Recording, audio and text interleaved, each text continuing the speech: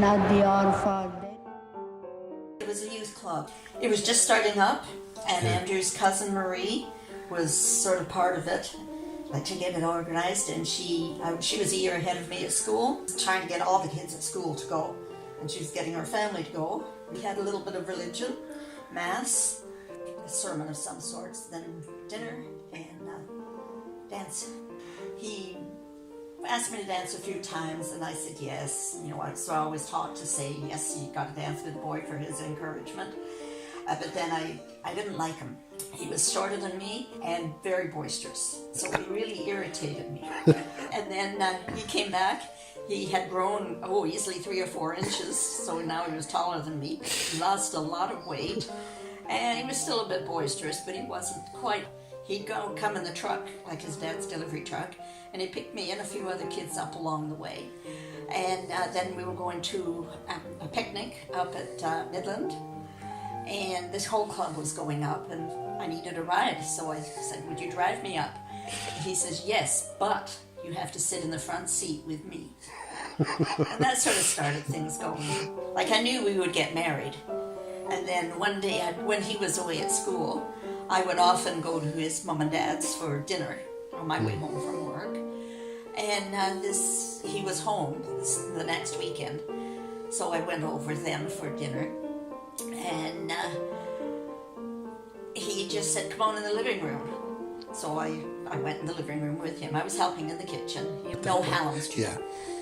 And he sat me down in a chair. He got down on his knees and asked me if I'd marry him and whatnot. Had a beautiful little ring all prepared and everything. Only we were ready to get married, but we were going to wait until he was finished school. But it was our decision to wait, the next 5 years or so until he finished school. It'd be easier. I could work and make some money and all that sort of stuff. And he went back to school in the fall. He was there for till October, I guess, and then he came home and he said, Joan, I can't take this anymore. It's just too lonely down there. I want you with me. So we went back to my dad, and he said, sure, no problem, whatever you want, but you have to promise that if a child comes along, you will not quit school. You will continue. It happened, graduation day. I was carrying our 3rd child. Financially, we had nothing.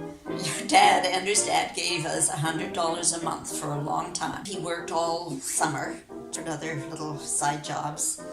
So we always managed.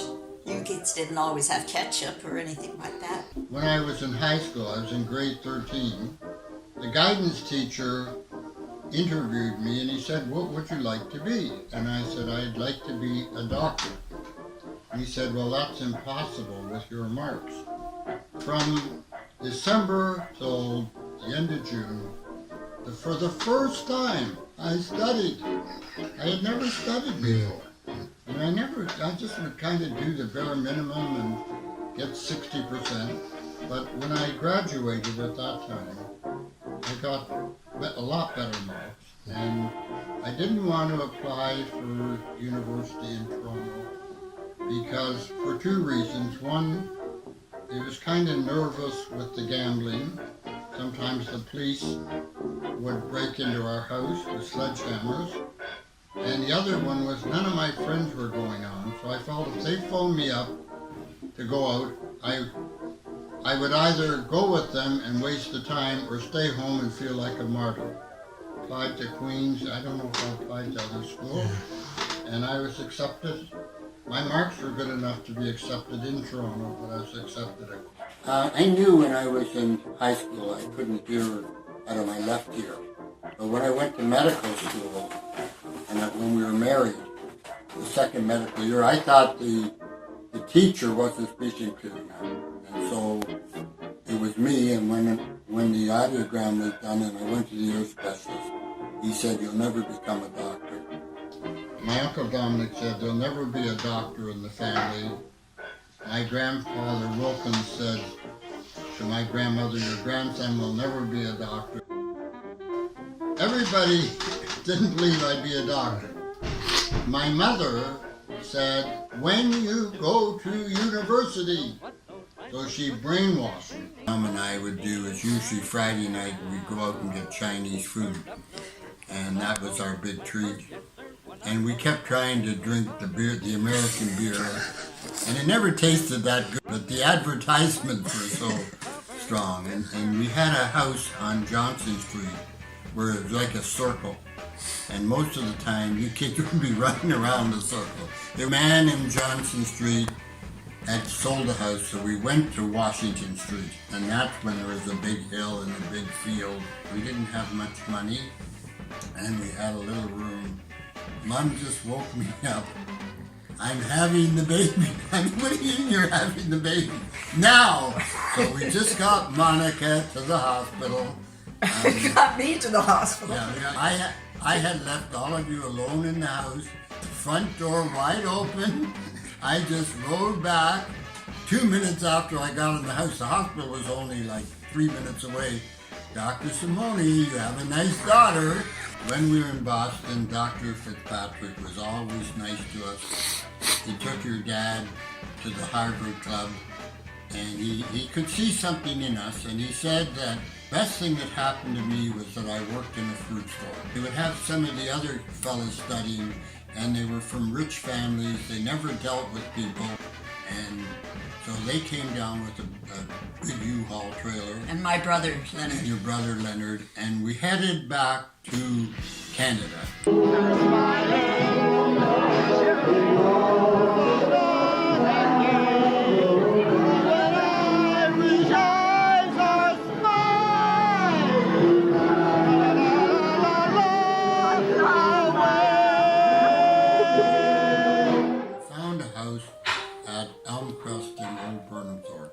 And it was $350 a month, which was, let's see what these kids are made of. So we'd always talk it over. So we had actually the stable for the horse, and the boys helped saw the wood. And we get the wood, just enough to get a little warm, and everybody's up to bed and all wrapped up in blankets. And then we got through. We bought King George's Road. We bought it for $63,900. But we would buy people in the Billion Black Flag. We decided up to Pefferlaw. Just set up in the tent, we were happy, the same old routine. Get up in the morning, you guys would all toast your own toast, maybe porridge. We used to get the cardboard from across the road from the Home Hardware to cook the food. That was the thing, off to the beach, and then back to the beach for lunch. Walking. Walking. My mother always told us you only have one life, that we were one, and the rest of you were important, but you weren't important as our relationship. Wanted children, there was no doubt in our mind that we were going to have children, however many God gave us, was that each child was an individual, a different kind of love, perhaps each one of them, not to compare one to the other, just be honest and true and loving with them, each one. I used to think, what would Mary do? Mary, the mother of Jesus, especially as he grew up a little bit more into his teens. But she wouldn't put her own feelings into it. She would have put the feelings of, what can I do for this child? We raised you to the best possible way we knew. Once you left this house, you were gone. Dad, what time do you want me home tonight? And I said, well, you're a big girl. You come home whenever you want. Should I wake you up when I get home? I said, do not wake me up. If they go out of the house, that's up to them. You and Roy have been taught to run, and Eva Marie. Christina said, Dad, why don't you go in a 10-kilometer race? I went into this race, and my whole strategy was I was going to watch Roy's back and just stay behind him. So the race started, and I lost his back in about 3 blocks. Or I said, could we do a marathon? He said, no, we could never do it. But we had a hockey game with the family. And I always remember, I thanked son-in-law Gordon Moffat. Michael Belvedere said, oh, Dad, you'll just work it out, don't you worry. But it was a broken leg. So anyway, from that time, I've never skated. But that was the changing point, because I started swimming. And then I met a fella, and I said one day, I could never do a triathlon. Today I got up early and I walked to Jane Street and back. It took me 1 hour and 15 minutes, but I made it. I got cancer, breast cancer. I think it was 2003. The support that I got from my husband, from my children, was so beautiful that I was able to get through it, and thank God for it. But Andrew was very, very sympathetic and very loving. One woman talking, he said, I've been X amount of years since cancer, and my husband hasn't looked at me since. And then I came home and I saw a beautiful husband that loved me and still loved me. I would say to Mom, I can go down to the Princess Margaret alone. She said, no, you can't. I'm going with you. So, yeah, we've always been like that. And the only thing with Mom and I, when we've decided things, we've always just sat down and said, let's talk. And one of the things I did learn very early on, if I'm having a fight with your mother, it means I'm fighting your mother and the 13 children. So I soon learned that if we had a little disagreement, I went in to the office alone with your mother. Not because you guys, you were right. I was probably wrong every time, but I learned that. So. Okay, I've learned to treat others as you would treat them. And in that response,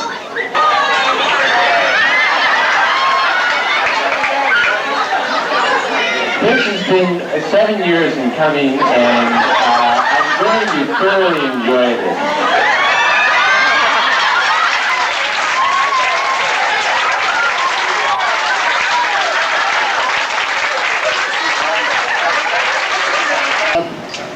With Michael Stagg, we were playing cards, and in one part of the room we had a great big bathroom, really cold from the waist up. And he looked at the crucifix I was wearing. And we both kind of prayed to God that I wouldn't win. And when I went back, they were all laughing. My son laughed. Andrew was a student when we married. He was still in medical school, but we still went to Mass every Sunday. And she invited me, and I went with her. And basically, I discovered how much God loved me. I didn't want to do anything that would offend God. He prayed over us for the release of the Holy Spirit. And my wife and I came home that day, and we said we want to dedicate our lives helping the poor. We did not know what we were supposed to do. How to really go about doing so, we just flowed along with that for a bit. We felt the call from God to dedicate our life serving the poor. We gave away all our savings, life insurance, television, cars. We felt they're called to become servants. So we brought in 24 foster children. We divided all the money we earned to 6 charities. We decided that we would only use $40 a week to feed our large family. And then one priest came to us that we had been giving to a Jesuit priest, and we had been giving to them money to them. He told us that he was working with Mother Teresa. And he asked us to help him with the co-workers of Mother Teresa in Canada. And we became the assistant treasurer. Received a handwritten letter from Mother Teresa. Please send food to my sisters in Tanzania and Ethiopia. Do not send money as there's no food to buy. Dr. Andrew Simone is a Harvard-educated doctor. 35 years ago, Dr. Simone and his wife Joan deliberately chose poverty. We just knew that God was calling us to help the poor. Dr. Simone's quest took him around the world to some of the poorest places like El Salvador and Haiti. I was given a chance. You were given a chance. Andrew, let's sing this song now. Okay. Our love is here to stay. Together we're going a long, long way. In time the Rockies may crumble, Gibraltar may tumble. They're only made of clay, but our love is here to stay.